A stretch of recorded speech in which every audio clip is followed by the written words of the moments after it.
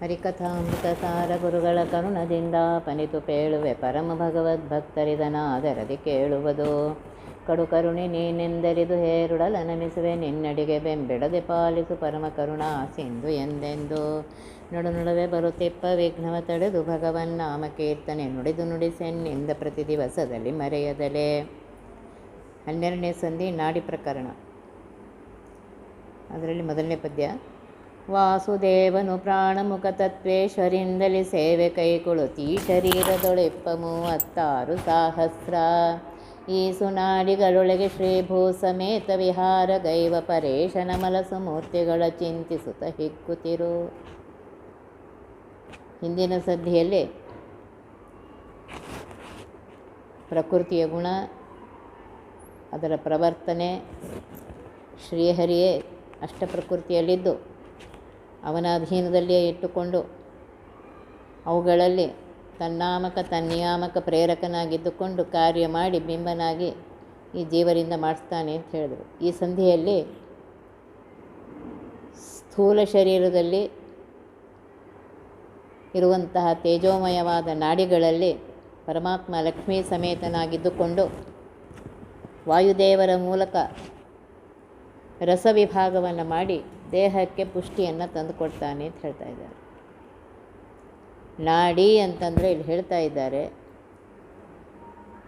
ಯಾವುದು ಗಮನ ಮಾಡುತ್ತದೋ, ಗಮನ ಮಾಡಿಸುತ್ತದೋ ಅದಕ್ಕೆ ನಾಡಿ ಅಂತ ಹೆಸರು. ದೇಹಕ್ಕೆ ಸಕಲ ರಸಗಳಿಂದ ಆ ನಾಡಿ ತೆಗೆದುಕೊಂಡು ಆಯಾ ಇಂದ್ರಿಯಗಳಿಗೆ ಪುಷ್ಟಿ ಕೊಡ್ತಾ ಇರೋದ್ರಿಂದ ಅದಕ್ಕೆ ನಾಡಿ ಅಂತ ಹೆಸರು.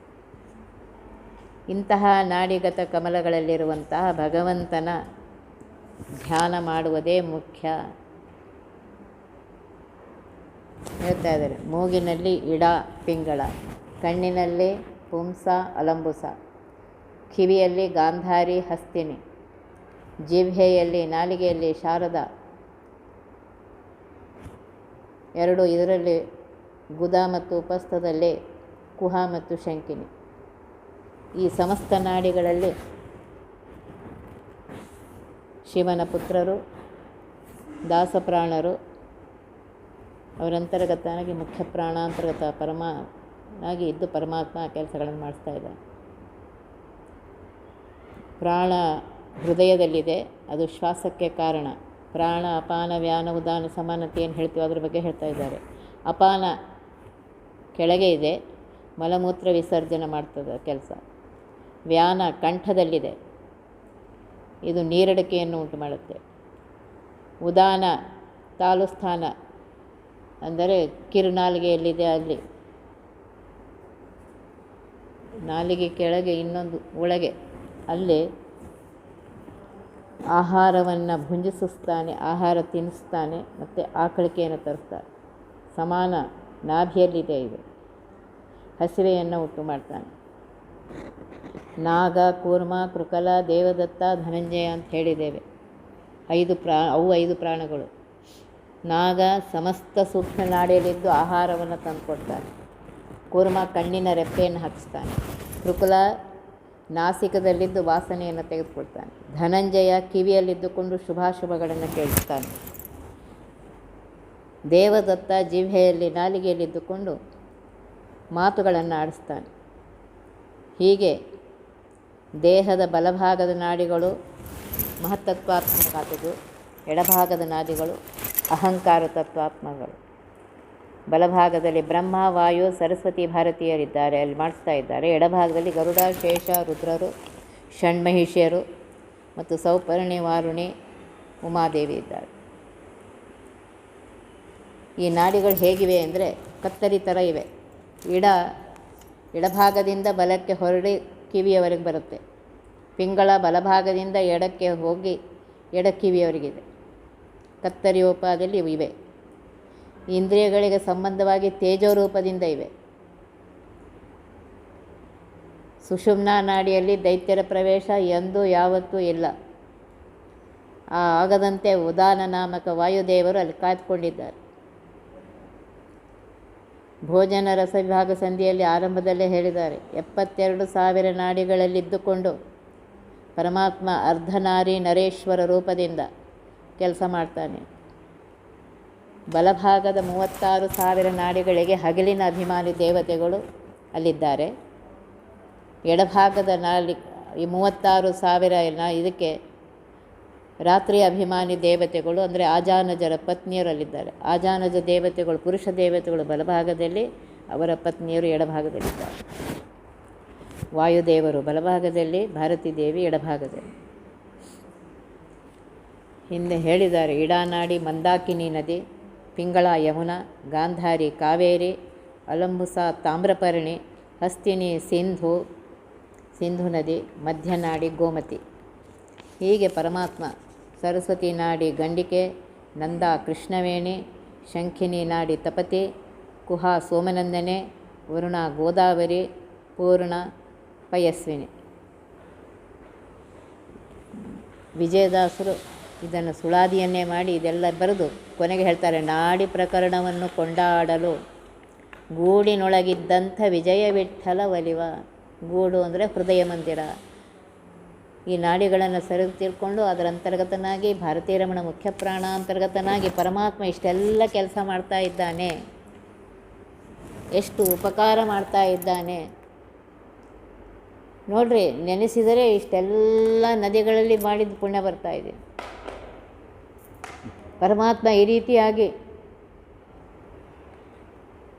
ಎಲ್ಲವನ್ನ ತನ್ನ ಅಧೀನ, ವಾಸುದೇವನು ಪ್ರಾಣಮುಖ ತತ್ವೇಶ್ವರಿಂದಲೇ, ಸರ್ವತ್ರ ವ್ಯಾಪ್ತನಾಗಿರುವಂತಹ ವಾಸುದೇವ ನಾಮಕ ಪರಮಾತ್ಮ ವಾಯುದೇವರೇ ಮುಖ್ಯವಾಗಿ ಎಲ್ಲ ತತ್ವಾಭಿಮಾನಿ ದೇವತೆಗಳಿಂದ ಸೇವೆಯನ್ನು ತೆಗೆದುಕೊಳ್ಳುತ್ತಾ ಈ ಶರೀರದೊಳಗಿರುವಂತಹ 36,000 ಸುನಾಡಿಗಳೊಳಗೆ, ಯಾಕೆಂದರೆ ಅಲ್ಲಿ ಪರಮಾತ್ಮ ಇರ್ತಾ ಇದ್ದಾನೆ, ಸುನಾಡಿ ಅಂತ ಹೇಳ್ತಾರೆ. ಅಲ್ಲಿ ಪರಮಾತ್ಮ 36,000 ನಾಡಿಗಳಲ್ಲಿ ಶ್ರೀಭೂಮಿ ಸಮೇತ, ಶ್ರೀಭೂಮಿ ಶ್ರೀರೂಪ ಭೂರೂಪದಿಂದ ಇರುವಂತಹ ಪರಮಾತ್ಮ ಮಹಾಲಕ್ಷ್ಮಿ ಸಮೇತನಾಗಿ ವಿಹಾರಗೈವ ಅಂತ ಇದ್ದಾರೆ. ಅವನಿಗಿದು ಆಟ. ಪರೇಶನ ಸರ್ವೋತ್ತಮನಾಗಿರುವಂತಹ, ಸರ್ವೋತ್ಕೃಷ್ಟನಾಗಿರುವಂತಹ, ಸರ್ವಸ್ವಾಮಿಯಾಗಿರುವಂತಹ ಈ ಪರಮಾತ್ಮನ ಆಮಲ ವಿಶುದ್ಧವಾಗಿರುವಂತಹ ಜ್ಞಾನಾನಂದ ರೂಪವಾಗಿರುವಂತಹ ಈ ಸುಮೂರ್ತಿಗಳನ್ನು, ಪರಮಾತ್ಮನ ಈ ಮಂಗಲಕರವಾದ ಮೂರ್ತಿಗಳನ್ನು ಚಿಂತಿಸುತ್ತಾ ಹಿಗ್ಗುತ್ತಿರುವಂಥ ಇದ್ದಾರೆ. ಸಂತೋಷಪಡು ಪರಮಾತ್ಮ ಇಷ್ಟು ನೋಡ್ರಿ, 36,000 ಈ ಬಲಭಾಗದಲ್ಲಿ, 36,000 ಎಡಭಾಗದಲ್ಲಿ, 72,000 ನಾಡಿಗಳಲ್ಲಿ ಬಲಭಾಗಕ್ಕೆ ವಾಯುದೇವರ ಅಂತರ್ಗತನಾಗಿ, ಎಡಭಾಗಕ್ಕೆ ಭಾರತೀಯ ಅಂತರ್ಗತನಾಗಿ ಪರಮಾತ್ಮ ಇಷ್ಟೆಲ್ಲ ಕೆಲಸಗಳು ಮಾಡಿಸ್ತಾ ಇದ್ದ. ನನ್ನ ಇಂದ್ರಿಯಗಳು ಎಲ್ಲ ಸರಿಯಾಗಿ ಕೆಲಸ ಮಾಡ್ತಾ ಇವೆ ಅಂದರೆ ಈ ನಾಡಿಗಳಲ್ಲಿದ್ದು ಪರಮಾತ್ಮ ಆ ಕೆಲಸಗಳನ್ನು ಅಷ್ಟು ಮಾಡ್ತಾ ಇದ್ದಾನೆ ಅಂಥೇಳಿ ನಾನು ಸರಿಯಾಗಿದ್ದೇನೆ, ಆರೋಗ್ಯಕರವಾಗಿದ್ದೇನೆ. ಕಣ್ಣು ಕಾಣಿಸ್ತಾ ಇದೆ, ಕಿವಿ ಕೇಳಿಸ್ತಾ ಇದೆ, ಕೈ ಕಾಲು ತಮ್ಮ ಕೆಲಸ ಮಾಡ್ತಾ ಇದೆ, ಹೊಟ್ಟೆ ಜೀರ್ಣ ತಿನ್ನಲಿಕ್ಕೆ ಹೋಗ್ತಾ ಇದೆ, ಜೀರ್ಣ ಆಗ್ತಾ ಇದೆ, ಹೊಲಸು ಹೊರಗೆ ಹೋಗ್ತಾ ಇದೆ, ಎಲ್ಲ ಕೆಲಸ ನಡೀತಾ ಇದೆ ಪರಮಾತ್ಮನ ಅನುಗ್ರಹದಿಂದ. ಇದನ್ನು ನೆನಪಿಟ್ಕೊಳ್ಬೇಕು. ಪ್ರತಿ ಕ್ಷಣಕ್ಕೆ ನಿನ್ನ ಅನುಗ್ರಹದಿಂದ, ನಿನ್ನಿಂದ ನಡೀತಾ ಇದೆ ಪರಮಾತ್ಮ.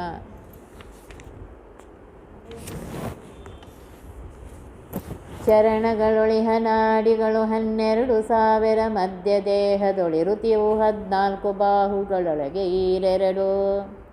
ಶಿರದೊಳಾರು ಸಹಸ್ರ ಚಿಂತಿಸಿ ಇರುಳು ಹಗಲಭಿಮಾನಿ ದಿವಿಜರನ್ ಅರಿತುಪಾಸನೆ ಗೈಬರಿರೆಯೊಳು ಸ್ವರ್ಗವಾಸಿಗಳು. ಚರಣದಲ್ಲಿ, ಕಾಲಿನಲ್ಲಿ 12,000 ನಾಡಿಗಳಿವೆ. ಮಧ್ಯ ದೇಹದಲ್ಲಿ 14,000, ಬಾಹುಗಳಲ್ಲಿ ಅಂದರೆ ಕೈಗಳಲ್ಲಿ 4,000, ಶಿರಸ್ಸಿನಲ್ಲಿ 6,000. ಈ ರೀತಿಯಾಗಿವೆ. ಒಟ್ಟು ಅಲ್ಲಿಗೆ ಎಷ್ಟಾಯಿತು? 36,000 ನಾಡಿಗಳು ಆಯಿತು. ಅದೇ ರೀತಿಯಾಗಿ ಬಲಭಾಗದಲ್ಲಿ, ಎಡಭಾಗದಲ್ಲಿ ಇದು ಹೇಳ್ತಾ ಇರೋದು. ಈ ನಾಡಿಗಳಲ್ಲಿ ಇರುಳು ಹಗಲು ಅಭಿಮಾನಿ ದೇವತೆಗಳು. ಹಗಲಿಗೆ ಅಭಿಮಾನಿ ದೇವತೆ ವಾಯುದೇವರು, ರಾತ್ರಿಗೆ ಅಭಿಮಾನಿ ದೇವತೆ ಭಾರತೀ ದೇವಿ. ಇವರನ್ನು ತಿಳಿದುಕೊಂಡು ಇವರನ್ನು ಚಿಂತಿಸಿ ಅರಿತು, ಅಲ್ಲಿ ದೇವತೆಗಳು ಇದ್ದಾರೆ, ಇದನ್ನು ತಿಳ್ಕೊಂಡು ಉಪಾಸನೆ ಮಾಡಿ, ಇದನ್ನು ತಿಳ್ಕೊಂಡು ಉಪಾಸನೆ ಮಾಡು, ಪರಮಾತ್ಮನ ಧ್ಯಾನವನ್ನು ಮಾಡು. ಆಗ ಪರಮಾತ್ಮ ನಿನಗೆ ಅನುಗ್ರಹ ಮಾಡಿ ಸುಖವಾಗಿರ್ತಾನೆ. ಎಲ್ಲ ಅವನು ಮಾಡಿಟ್ಬಿಟ್ಟಿದ್ದಾನೆ.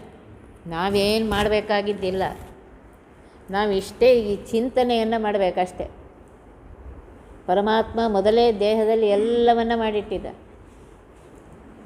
ನೋಡ್ರಿ ಎಷ್ಟು ಮಾಡ್ತಾ ಇದ್ದಾನೆ ಪ್ರತಿ ಕ್ಷಣಕ್ಕೆ. ನಮಗಿದು ಗೊತ್ತೇ ಆಗ್ತಾ ಇಲ್ಲ. ಆರಾಮಾಗಿ ಹೇಳ್ತೇವೆ, ತಿಂತೇವೆ, ಉಣ್ತೇವೆ, ಮಲ್ಕೋತೇವೆ.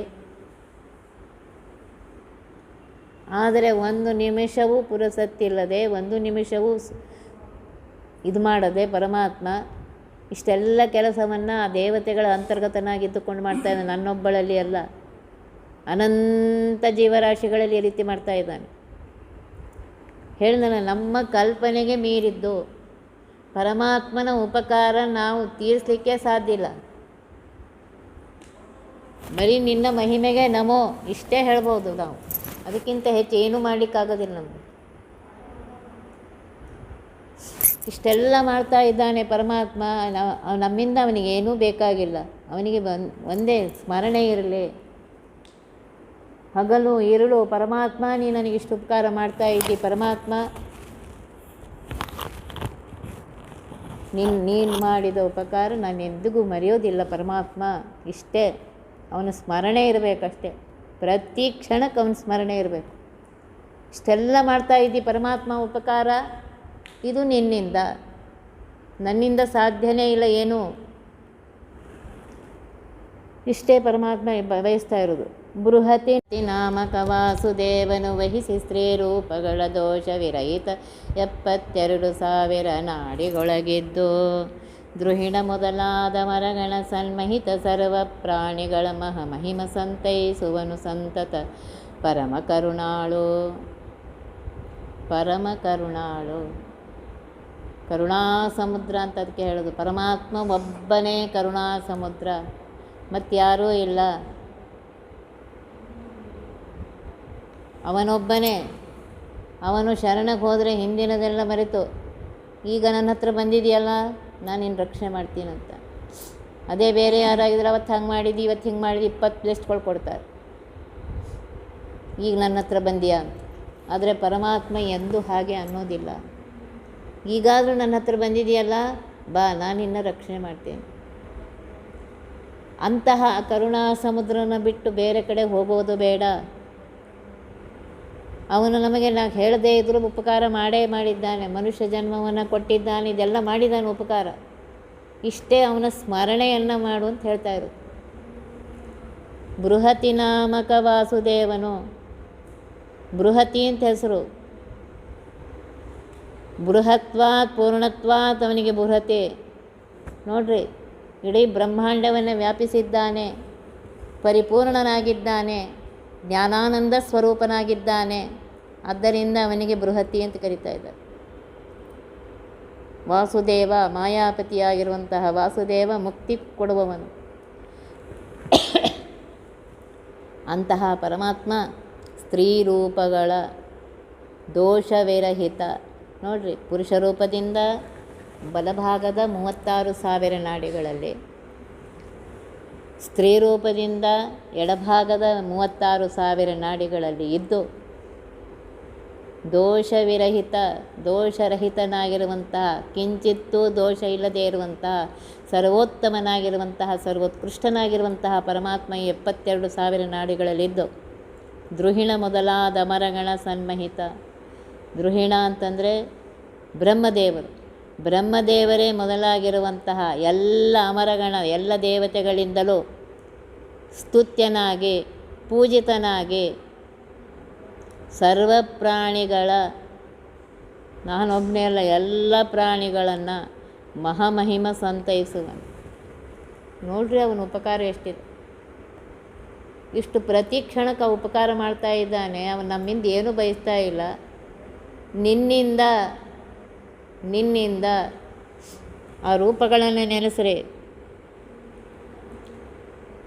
ಸರ್ವ ಮಹಾಮಹಿಮ, ಅತ್ಯಂತ ಸರ್ವೋತ್ತಮನಾಗಿರುವಂತಹ ಪರಮಾತ್ಮ ಸಂತೈಸುವನು ಅಂತ ಇದ್ದಾರೆ. ರಕ್ಷಣೆ ಮಾಡ್ತಾ ಇದ್ದಾನೆ ನಮ್ಮನ್ನು ಸಂತತ, ಒಂದು ಕ್ಷಣವೂ ಬಿಡದೆ.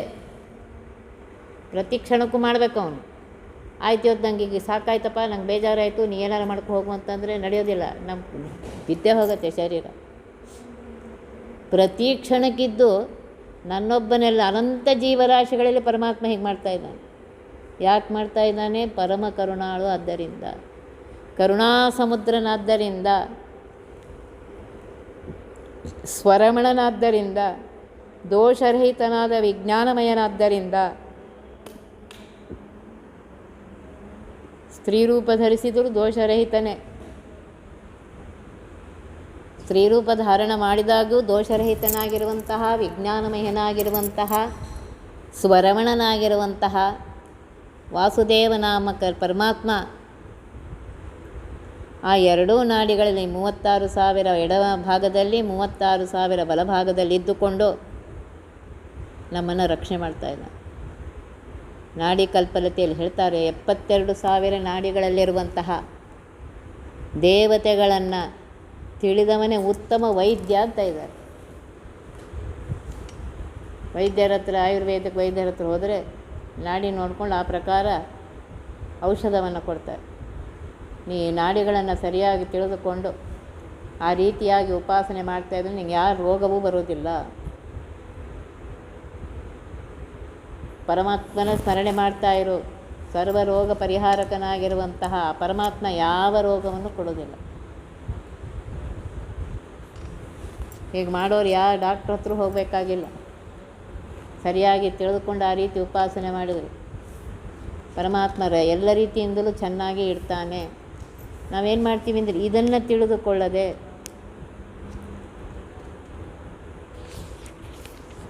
ನಾವೇನು ಮಾಡ್ತಾಯಿದ್ದೀವಿ, ಏನೋ ಉಪಾಸನೆ ಮಾಡ್ತೀವಿ, ಅದು ಮಾಡ್ತೀವಿ, ಇದು ಮಾಡ್ತೀವಿ ಅಂತ ಹೇಳ್ತಾಯಿದ್ವಿ. ಇದನ್ನು ಮೊದಲು ತಿಳ್ಕೊ. 100 ವರ್ಷಕ್ಕೆ ದಿವಸ 36,000 ಇಹವು ಶರೀರದೊಳಗಿರುತ್ಯಹು ಎಂದರಿತೊಂದು ದಿವಸದಲ್ಲಿ. ಸೂರ್ಯಗಳ ಸತ್ಕರಿಸಿದವ ಪ್ರತಿವಾರದಲ್ಲಿ, ದಂಪತಿಗಳರ್ಚನೆ ತಾರಚಿಸಿದವ ಸತ್ಯ ಸಂಶಯವಿಲ್ಲ ಎಂದೆಂದು ಹೇಳ್ತಾ ಇದ್ದಾರೆ. 100 ವರ್ಷಕ್ಕೆ ನಾವು ಅಕಸ್ಮಾತ್ 100 ವರ್ಷ ಬದುಕಿದ್ದರೆ 36,000 ದಿನಗಳಾಗುತ್ತೆ. 36,000 ಹಗಲು, 36,000 ರಾತ್ರಿ. ಅದಕ್ಕೆ ಹೇಳ್ತಾರೆ 100 ವರ್ಷಕ್ಕೆ ದಿವಸ 36,000 ಇವೆ. ಅಷ್ಟೇ ನಾಡಿಗಳು ಈ ಶರೀರದಲ್ಲಿ ಬಲಭಾಗದಲ್ಲಿವೆ ಎಂದು ತಿಳಿದುಕೊಂಡು ದಿವಸದಲ್ಲಿ ಸೂರ್ಯಗಳ ಸತ್ಕರಿಸಿದವ, ಜ್ಞಾನಿಗಳ ಸತ್ಕಾರ ಮಾಡಬೇಕಾದ್ರೆ ಅಲ್ಲಿ ಪರಮಾತ್ಮ ಅಷ್ಟು ರೂಪದಿಂದ ಇದ್ದಾನೆ ಜ್ಞಾನಿಗಳಲ್ಲೇ. ಈ ರೀತಿಯಾಗಿ ಚಿಂತನೆ ಮಾಡಿದರೆ ಪ್ರತಿ ವಾರದಲ್ಲಿ ಪ್ರತಿ ದಿವಸ ದಂಪತಿಗಳ ಅರ್ಚನೆ ತಾರಚಿಸಿದವ ಅಂತ ಇದ್ದಾರೆ. ಯಾಕೆಂದರೆ ಪರಮಾತ್ಮ ಅಲ್ಲಿ ಲಕ್ಷ್ಮೀ ಸಮೇತನಾಗಿದ್ದಾನೆ, ವಾಯುದೇವರ ಸಮೇತನಾಗಿದ್ದಾನೆ, ಅಷ್ಟು ದೇವತೆ ದಂಪತಿಗಳ ಸಮೇತನಾಗಿದ್ದಾನೆ. ಇದರಲ್ಲಿ ಯಾವ ಸಂಶಯ ಇಲ್ಲ. ನಿಮಗೆ ಸುಮ್ಮನೆ ತಮಾಷೆಗೆ ಹೇಳ್ತಾ ಇದ್ದಿಲ್ಲ, ಸಂಶಯ ಇಲ್ಲ ಅಂತ ಹೇಳ್ತಾ ಇದ್ದಾರೆ. ಈ ರೀತಿಯಾಗಿ ಹೀಗೆ ಒಂದೇ ದಿವಸಕ್ಕೆ ಈ ರೀತಿಯಾಗಿ ಚಿಂತಿಸಿ ಜ್ಞಾನಿಗಳಿಗೆ ನೀ ಸತ್ಕಾರ ಮಾಡುವಾಗ, ಅವರಿಗೆ ಭೋಜನ ಮಾಡಿಸುವಾಗ, ಅವರ ಪಾದ ಪೂಜೆಯನ್ನು ಮಾಡುವಾಗ ಇದನ್ನಿಟ್ಕೋ ಮನಸ್ಸಿನಲ್ಲಿ. ನಮಗೇನಿರುತ್ತೆ ಅಂದರೆ ನನ್ನಷ್ಟು ದಾನ ಮಾಡೋರು ಯಾರು, ನನ್ನಷ್ಟು ಪೂಜೆ ಮಾಡೋರು ಯಾರು, ಇನ್ನೂ ಕೆಲಸ ಶುರು ಆಗೇ ಇಲ್ಲ, ತತ್ಪೂರ್ವದಲ್ಲಿ ಅಹಂಕಾರ ಬಂದ್ಬಿಡು. ಅವರಿಗೆ ನಾ ಕೊಟ್ಟಿದ್ದೇನೆ ಅಂತ ಅವ್ರ ಹತ್ರ ದುಡ್ಡಿದೆ, ಅವ್ರ ಹತ್ರ ಸೀರೆ ಕುಪ್ಸಗಳಿದೆ ಅಥವಾ ಧೋತ್ರ ಇತ್ಯಾದಿಗಳಿದೆ ಅಂತೀವಿ. ಅದು ಕೊಡ್ತಾ ಇರೋನು ಪರಮಾತ್ಮ. ಇದನ್ನು ನೆನ್ಪಿಟ್ಕೊಂಡು ಅಹಂಕಾರ ಬಿಟ್ಟು ಅಲ್ಲಿ ಪರಮಾತ್ಮ ಇಷ್ಟು 72,000 ರೂಪದಿಂದ ಅಲ್ಲಿದ್ದಾನೆ, ಆ ಪರಮಾತ್ಮನ ಪೂಜೆಯನ್ನು ನಾನು ಮಾಡ್ತಾ ಇದ್ದೇನೆ, ಈ ಭಾವನೆ ಬರಬೇಕು. ಆ ವ್ಯಕ್ತಿ ಕಾಣಿಸ್ಬಾರ್ದು, ಆ ವ್ಯಕ್ತಿ ಅಂತರ್ಗತನಾಗಿರುವಂಥ ಪರಮಾತ್ಮನ ಪೂಜೆಯನ್ನು ಮಾಡ್ತಾ ಇದ್ದೇನೆ ಅಂತ ಭಾವನೆ ಬಂದಾಗ ಆಗ ಪರಮಾತ್ಮ ನಿನಗೆ ಆ ಫಲವನ್ನು ಕೊಡ್ತಾರೆ. ನಾವೇನು ಮಾಡ್ತೀವಿ ಅಂದರೆ ಈ ಫಲವಿಲ್ಲದೆ, ಆ ವಿಷಯದಲ್ಲಿ ಗೊತ್ತಿಲ್ಲದೆ ಮಾಡ್ತಾ ಇದ್ದೀವಿ. ಇದೇ ಬೇಡ ಅಂತ ಇದ್ದಾರೆ ದಾಸರು. ತಿಳಿದುಕೊಂಡು ಅರಿತುಕೊಂಡು ಮಾಡು. ನೀ ಏನು ಕೆಲಸ ಮಾಡ್ತೀಯ ತಿಳಿದುಕೊಂಡು ಮಾಡು, ಆಗ ಅದರ ಫಲ ನಿನಗೆ 100% ಬರುತ್ತೆ. ಇಲ್ಲದೇ ಇದ್ದರೆ ಏನೋ ಮಾಡಿದಾನೆ ಪರಮಾತ್ಮ ಫಲವನ್ನು ಕೊಟ್ಟೇ ಕೊಡ್ತಾನೆ. ಎಷ್ಟು ಕೊಡ್ತಾನೋ ಅದು ಅವನಿಗೆ ಗೊತ್ತು. ನಿಮ್ಮ ಭಾವನೆ ಹೇಗಿದೆ ಅದರ ಪ್ರಕಾರ ಪರಮಾತ್ಮ ಕೊಡ್ತಾ ಇರ್ತಾನೆ. ಆದ್ದರಿಂದ ಇದನ್ನು ನೆನಪಿಟ್ಟುಕೋ, ಇದನ್ನು ಮರೆಯಬೇಡ. ಚತುರವಿಂಶತಿ ತತ್ವಗಳು ತತ್ಪತಿಗಳೆನಿಸುವ ಬ್ರಹ್ಮಮುಖ ದೇವತೆಗಳನ್ನು ದಿನ ಪ್ರತಿ ನಾಡಿಗೊಳಗಿರುತ್ತಿದ್ದು, ಚತುರದಶ ಲೋಕದಳು ಜೀವ ಪ್ರತಿಥಿಗಳ ಸಂರಕ್ಷಿಸುವ ಶಾಶ್ವತನ ತತ್ತ ಸ್ಥಾನದಲ್ಲಿ ನೋಡುತ್ತಲಿ ಮೋದಿಪರು. ಚತುರವಿಂಶತಿ ತತ್ವಗಳು 24, ವಿಂಶ 20, ಚತುರ 4, 24 ತತ್ವಗಳಲ್ಲಿ ತತ್ಪತಿಗಳೆನಿಸುವ ತತ್ವಾಭಿಮಾನಿಗಳೆನಿಸುವಂತಹ ಬ್ರಹ್ಮದೇವರೇ ಮೊದಲಾದ ಎಲ್ಲ ದೇವತೆಗಳು ಅನುದಿನ ಪ್ರತಿ ನಾಡಿಯಲ್ಲಿದ್ದಾರೆ. ದಿನಾಗಲೂ ಪ್ರತಿ ಕ್ಷಣಕ್ಕೂ ಆ ನಾಡಿಗಳಲ್ಲಿದ್ದಾರೆ. ನನ್ನೊಬ್ಬನಲ್ಲ, ಚತುರದಶ ಲೋಕದಲ್ಲಿ 14 ಲೋಕದಲ್ಲಿಯೂ ಇರುವಂತಹ ಜೀವ ಪ್ರತತಿಗಳು, ಜೀವ ಸಮೂಹಗಳನ್ನು ಸಂರಕ್ಷಣೆ ಮಾಡ್ತಾ ಇದ್ದಾರೆ. ಅವರು ಮಾಡುವಾಗ ಏನು ಮಾಡ್ತಾರೆ? ಶಾಶ್ವತನ ಸರ್ವೋತ್ತಮನಾಗಿರುವಂತಹ, ಸದಾಕಾಲ ಇರುವಂತಹ, ಒಂದೇ ಪ್ರಕಾರ ಇರುವಂತಹ, ಶಾಶ್ವತನಾಗಿರುವಂತಹ ಆ ಪರಮಾತ್ಮನನ್ನು ತತ್ತಸ್ಥಾನದಲ್ಲಿ ನೋಡುತ್ತಲೇ ನೋಡ್ರಿ, ಆ ಪರಮಾತ್ಮ ಅವರಿಗೆ ದರ್ಶನ ಕೊಡ್ತಾ ಇದ್ದಾನೆ.